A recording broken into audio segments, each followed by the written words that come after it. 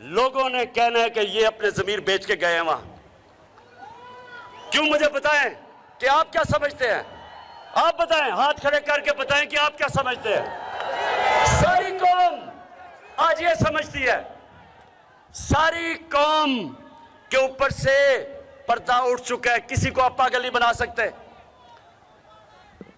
तो इसलिए मेरे जो एमएनएज गलती कर बैठे हैं, आज मैं आपको पैगाम दे रहा हूं कि मैं आपको माफ कर दूंगा, वापस आ जाए।